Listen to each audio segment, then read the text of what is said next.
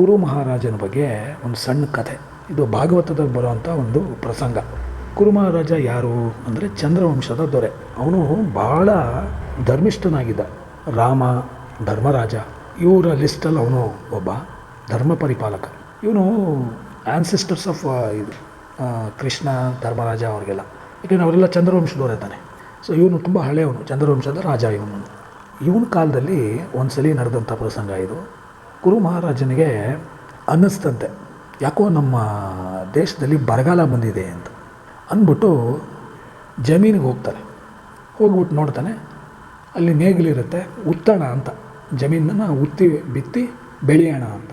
ಇವನೇನು ಮಾಡ್ತಾನೆ, ರೈತರನ್ನಾಗಲಿ ಎತ್ತುಗಳನ್ನಾಗಲಿ ಕರ್ಕೊಳ್ಳೋದಿಲ್ಲ, ಬದಲಾಗಿ ತನ್ನ ಯೋಗ ಶಕ್ತಿಯಿಂದ ಯಮಧರ್ಮರಾಜನ ಮೀಟ್ ಮಾಡ್ತಾನಂತೆ. ಮಾಡಿಬಿಟ್ಟು, ಸ್ವಾಮಿ, ನಾನು ನನ್ನ ಜಮೀನನ್ನು ಉತ್ತಬೇಕು, ಹಾಗಾಗಿ ನನಗೆ ನಿನ್ನ ಕೋಣ ಇದೆಯಲ್ಲ ಆ ಕೋಣನ ಕೊಡು, ನಾನು ಜಮೀನನ್ನು ಉತ್ಬಿಟ್ಟು ನಿನಗೆ ಅದಕ್ಕೆ ಮೇವು ಹಾಕಿ ನಾನು ವಾಪಸ್ ಕಳಿಸ್ತೀನಿ ನಿನ್ನ ಹತ್ರ. ಸರಿ, ಯಮಧರ್ಮರಾಜರು ಸಂತೋಷದಿಂದ ಆಯ್ತಪ್ಪ ಕರ್ಕೊಂಡು ಹೋಗು ನನ್ನ ಕೋಣನ ಅಂತ ಕೋಣನ ಕರ್ಕೊಂಬಂದು ಇಡ್ತಾನೆ. ಮತ್ತೆ ತನ್ನ ಯೋಗಶಕ್ತಿಯಿಂದ ರುದ್ರದೇವರನ್ನು ಮೀಟ್ ಮಾಡ್ತಾನೆ. ಮಾಡಿಬಿಟ್ಟು, ಸ್ವಾಮಿ, ನನಗೆ ನಿನ್ನ ನಂದಿನ ಕೊಟ್ಟು ಕಳಿಸು, ನಾನು ಉತ್ತಬೇಕು ಬಿತ್ತಬೇಕು. ಸರಿ ಆಯ್ತಪ್ಪ ಅಂತ ರುದ್ರದೇವರು ಹೇಳ್ತಾರೆ.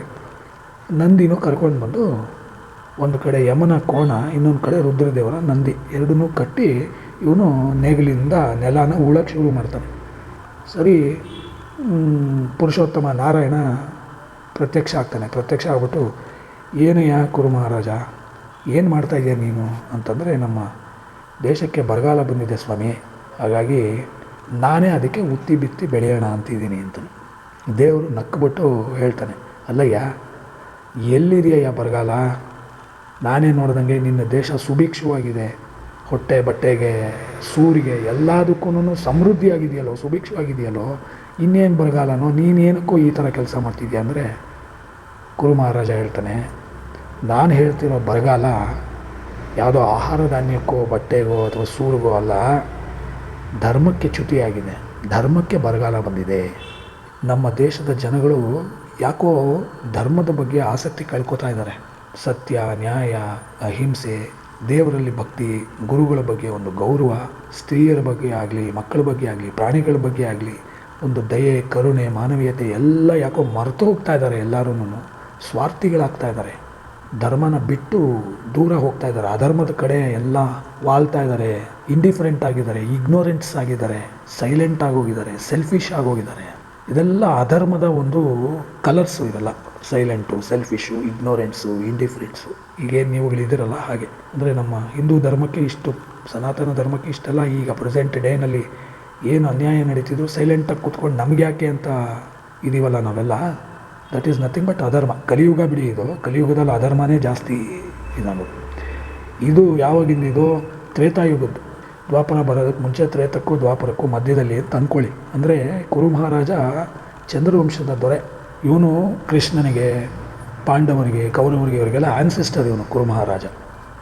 ಸರಿ, ಆವಾಗ ದೇವರು ಅಂತಾನೆ, ಹೌದಪ್ಪ, ನನಗೂ ಅರ್ಥ ಆಗ್ತಾಯಿದೆ, ನಾನು ಏನು ಮಾಡಲಿ, ನೋಡಿಕೊಂಡು ಸುಮ್ಮನೆ ಕೈ ಕಟ್ಕೊಂಡು ಕೂತ್ಕೊಂಡ್ಬಿಟ್ಟಿದ್ದೀನಿ, ಎಲ್ಲ ಕಡೆ ಅಧರ್ಮದ ತಾಂಡವ ಎದ್ದು ಎದ್ದು ಆಟ ಆಡ್ತಾಯಿದೆ, ನಾ ಏನು ಮಾಡಲಿ ಹೇಳು ಅಂದಾಗ ಕುರು ಮಹಾರಾಜ ಹೇಳ್ತಾನೆ, ಸ್ವಾಮಿ, ಅದಕ್ಕೋಸ್ಕರ ನಾನು ಇಲ್ಲಿ ಧರ್ಮನ ಉತ್ತಿ ಬಿತ್ತಿ ಬೆಳಿಬೇಕು ಅಂತ ಇದ್ದೀನಿ ಅಂತಾನೆ. ಆಗ ದೇವರು ಒಂದು ಪ್ರಶ್ನೆ ಕೇಳ್ತಾನೆ, ಸರಿ, ಧರ್ಮ ಉತ್ತಿ ಬಿತ್ತಿ ಬೆಳಿತೀಯ ಸರಿ, ಅದಕ್ಕೆ ಧರ್ಮದ ಬೀಜ ಬೇಕಲ್ಲ, ಧರ್ಮದ ಬೀಜ ಎಲ್ಲಿದೆ ಇವಾಗ ಅಂದಾಗ, ಧರ್ಮದ ಬೀಜ ನನ್ನಲ್ಲೇ ಇದೆಯಲ್ಲ, ನನ್ನಲ್ಲಿ ಇನ್ನೂ ಒಂದು ಮೂಟೆ ಉಳ್ಕೊಂಡಿದೆ, ನನ್ನ ದೇಹನೇ ಧರ್ಮದ ಬೀಜದ ಮೂಟೆ, ಇದು ಉಳ್ಕೊಂಡಿದೆ, ಇದನ್ನೇ ಉತ್ತಿ ಬಿತ್ತಿ ಬೆಳೆಯೋಣ ಅಂತಿದ್ದೀನಿ. ಹೌದಾ ಅಂತಾನೆ ದೇವರು. ಹೌದು, ಬೇಕಾದ್ರೆ ನೋಡು, ನನ್ನ ಕೈ ಕಡಿದು ನೋಡು, ಧರ್ಮದ ಬೀಜ ಉದುರುತ್ತೆ ಅಂತಾನೆ. ದೇವರೇನು ಮಾಡ್ತಾನೆ, ಅವನ ಕೈ ಕಡಿತಾನೆ. ಕೈ ಕಡಿದ್ರೆ ಅದರಿಂದ ಕಟ್ಟಾಗಿರೋ ಕೈಯಿಂದ ಧರ್ಮದ ಬೀಜಗಳು ರಪರಪರಪ ಅಂತ ಉದುರುತ್ತಂತೆ. ನಿಮ್ಗೆ ಆಶ್ಚರ್ಯ ಅನ್ನಿಸ್ಬೋದು, ಇದೇನಪ್ಪ, ಕೈ ಕಡಿದ್ರೆ ರಕ್ತ ಬರಬೇಕಲ್ವ ಅಥವಾ ಅವನು ನೋವಾಗಬೇಕಲ್ವ ಅಂತ. ಇದನ್ನು ರೂಪಕ ಅಲಂಕಾರ ಅಂತ ಕರೀತಾರೆ ಪುರಾಣಗಳಲ್ಲಿ. ಏನಿದು ರೂಪಕ ಅಲಂಕಾರ ಅಂದರೆ, it is nothing but a fantasy or the exaggeration or the hype which we give to the story. ಒಂದು ಕತೆಗೆ ಅದಕ್ಕೆ ವೈಬ್ರೆನ್ಸ್ ಕೊಡೋಕ್ಕೋಸ್ಕರ, ಒಂದು ಕತೆ ಇಂಟ್ರೆಸ್ಟಿಂಗ್ ಆಗಿ ಮಾಡೋದಕ್ಕೋಸ್ಕರ ಕೇಳುಗರ ಕಿವಿಗೆ ಒಂಥರ ಏನಿದು ಫ್ಯಾಸಿನೇಷನ್ ಆಗಿದೆಯಲ್ಲಪ್ಪ ಅಂತ ಆಸಕ್ತಿ ಮೂಡಿಸೋದಕ್ಕೋಸ್ಕರ ಒಂದು ಕತೆಗೆ ಸಾಮಾನ್ಯವಾಗಿ ಒಂದು ಫ್ಯಾಂಟಸಿ ಆಗಿರ್ಬೋದು, ಇಮ್ಯಾಜಿನೇಷನ್ ಆಗಿರ್ಬೋದು, ಒಂದು ಎಕ್ಸಾಜರೇಷನನ್ನು ಆ್ಯಡಪ್ ಮಾಡ್ತೀವಿ.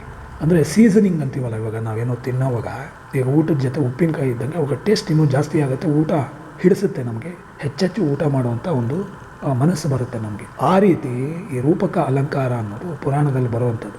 ಸೊ ಹಾಗಾಗಿ ಇವ್ನು ಕೈ ಕಡಿದ್ರೆ ಅದರಿಂದ ಧರ್ಮದ ಬೀಜ ಬಿತ್ತು ಅಂತಂದರೆ ಇದೊಂದು ಎಕ್ಸಾಜರೇಟೆಡ್ ವರ್ಷನ್, ಫ್ಯಾಂಟಸಿಯ ವರ್ಷನ್ ಇದು. ಅದನ್ನು ಆ ಬೀಜ ಬಿದ್ದಿರೋದನ್ನು, ತನ್ನ ದೇಹದಿಂದ ಬಿದ್ದಂಥ ಧರ್ಮದ ಬೀಜನ ದೇವರು ಅವನು ಇಬ್ಬರು ಸೇರಿ ಉತ್ತಿ ಬಿತ್ತಿ ಬೆಳೆದ್ರು. ಧರ್ಮದ ಅನುಷ್ಠಾನ ಮತ್ತೆ ಅಲ್ಲಿ ಸ್ಟಾರ್ಟ್ ಆಯಿತು. ಪ್ರಿವೈಲಿಂಗ್ ಆಫ್ ಧರ್ಮ, ಟ್ರೂತ್, ಜಸ್ಟಿಸ್ ಅದನ್ನೆಲ್ಲ ಮತ್ತೆ ಪ್ರಿವೈಲ್ ಮಾಡ್ದ, ಮತ್ತೆ ಫ್ಲರಿಷ್ ಮಾಡ್ದ ಅವನು ಅನ್ನೋದು. ಧರ್ಮದ ಪ್ರಚಾರ ಜಾಸ್ತಿ ಆಯಿತು, ಹೆಚ್ಚಾಯಿತು. ಎಲ್ಲ ಜನಗಳಿಗೆ ತಮ್ಮ ತಪ್ಪಿನ ಅರಿವಾಗಿದ್ದ ಧರ್ಮದ ಒಂದು ನಿಷ್ಠೆ, ಗೌರವ, ಅದರ ಬಗ್ಗೆ ಆಸಕ್ತಿ ಮತ್ತು ಅದನ್ನು ಎತ್ತಿ ಹಿಡಿಯುವಂಥ ಒಂದು ಮನಸ್ಸು ಬಂತು ಅನ್ನೋದು ಈ ಕಥೆಯಲ್ಲಿ ಬರುವಂಥ ಇದು. ಹಾಗಾಗಿ Kuru Maharaja played a very important role in Chandravamsha lineage.